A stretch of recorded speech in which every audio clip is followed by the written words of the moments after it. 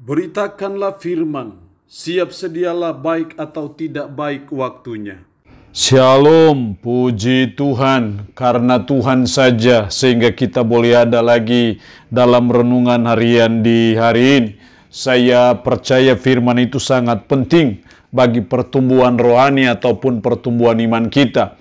Karena itu kita harus selalu menginvestasikan waktu kita untuk mempelajari firman, belajar firman, ataupun mendengarkan firman. Nats firman Allah yang menjadi renungan kita bersama di hari ini, saya ambil dari Amsal pasal 6 ayat 16 sampai dengan ayatnya yang ke-19. Secara khusus saya akan baca ayatnya yang ke-16 sampai dengan ayatnya yang ke-19.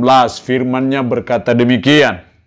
6 perkara ini yang dibenci Tuhan, bahkan 7 perkara yang menjadi kekejian bagi hatinya: mata sombong, lidah dusta, tangan yang menumpahkan darah orang yang tidak bersalah, hati yang membuat rencana-rencana yang jahat, kaki yang segera lari menuju kejahatan, seorang saksi dusta yang menyembur-nyemburkan kebohongan, dan yang menimbulkan pertengkaran saudara.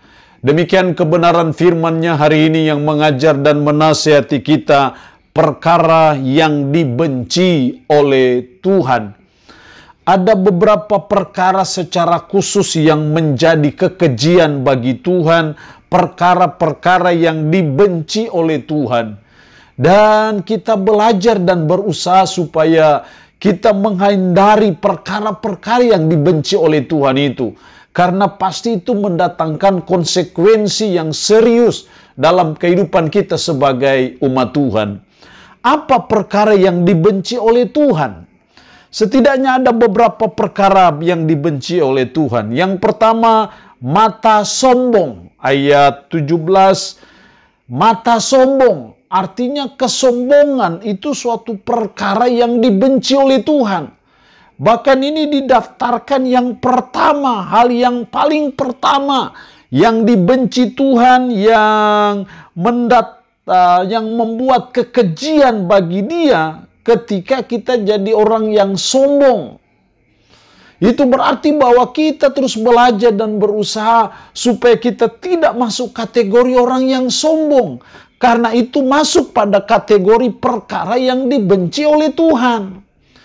Karena itu apapun kekayaan kita, apapun kedudukan kita, jabatan kita, gelar kita, pengetahuan kita, kita terus belajar menjadi orang yang rendah hati. Jangan orang sombong, karena itu perkara yang dibenci oleh Tuhan. Yang kedua, perkara yang dibenci oleh Tuhan, lidah dusta. Ada hubungan juga dengan ayatnya yang ke-19, seorang saksi dusta yang menyembur-nyemburkan kebohongan. Itu juga masuk kategori perkara yang dibenci oleh Tuhan, yaitu lidah dusta. Yaitu orang yang senang menipu, orang yang seringkali senang berdusta. Jadi dusta, mau dusta kecil, dusta besar, itu perkara yang dibenci oleh Tuhan. Bahkan menjadi seorang saksi dusta yang menyembur-nyemburkan kebohongan, itu juga masuk perkara yang dibenci oleh Tuhan. Karena itu sebagai umat, sebagai orang percaya, mari kita belajar.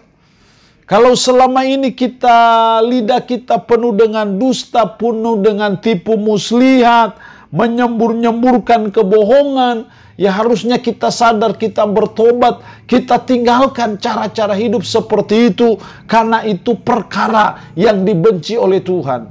Kalau dibenci oleh Tuhan, pasti kalau melakukannya akan mendatangkan konsekuensi yang serius, yang fatal dalam hidup kita sebagai umat, sebagai orang percaya. Yang ketiga, perkara yang dibenci oleh Tuhan, masih ayat 17 bagian B, tangan yang menumpahkan darah orang yang tidak bersalah. Ada hubungan juga dengan ayat 18, hati yang membuat rencana-rencana yang jahat, kaki yang segera lari menuju kejahatan. Hal yang ketiga, perkara yang dibenci oleh Tuhan adalah melakukan kejahatan. kejahatan dalam bentuk menumpahkan darah orang yang tidak bersalah, membuat rencana-rencana yang jahat, kaki yang segera lari menuju kejahatan, itu masuk kategori perkara yang dibenci oleh Tuhan. Itu masuk kategori kekejian bagi hati Tuhan. Itu berarti mari kita belajar untuk menjauhi hal-hal itu. Kita belajar untuk meninggalkan. Kalau selama ini kita menumpahkan darah, kita melakukan kejahatan, kita merencanakan kejahatan, kita perlu bertobat dan meninggalkan cara-cara hidup seperti itu. Karena itu sesuatu yang dibenci oleh Tuhan. Jadi kita terus mengintrospeksi diri kita dan terus mengevaluasi diri kita. Bila didapati bahwa kita melakukan kejahatan dalam bentuk apapun, mari kita bertobat, kita tinggalkan itu dan kita minta ampun kepada Tuhan. Karena itu perkara yang dibenci oleh Tuhan pasti mendatangkan hukuman Tuhan bagi saudara dan saya. Yang keempat, perkara yang dibenci oleh Tuhan, ayat 19 bagian B, dan yang menimbulkan pertengkaran saudara. Yang menimbulkan pertengkaran.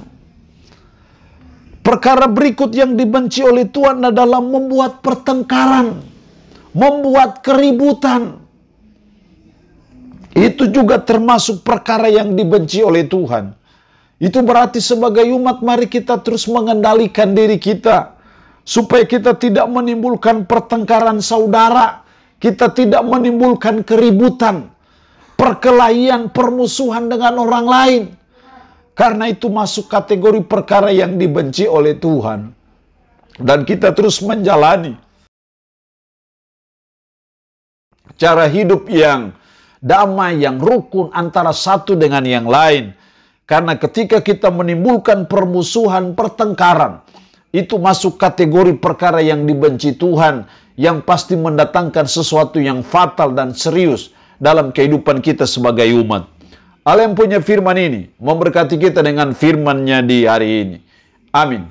Mari kita berdoa. Puji syukur untuk kebenaran firman-Mu hari ini, yang mengajar dan menasihati kami perkara yang dibenci oleh Tuhan.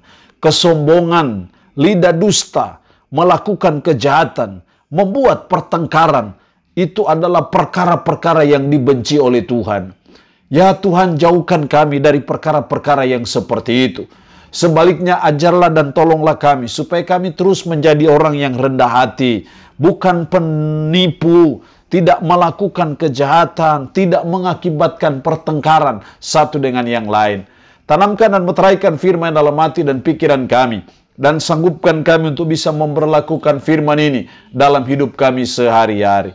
Hamba mohon berkat bagi umat-Mu yang mendengarkan renungan harian di hari ini. Yang sakit dalam nama Yesus Tuhan jamah, Tuhan sembuhkan dari sakit penyakit yang diderita. Terpuji-pujilah nama-Mu Tuhan. Dalam nama Tuhan Yesus Kristus kami berdoa. Amin. Shalom. Tuhan Yesus memberkati kita dengan firman-Nya di hari ini.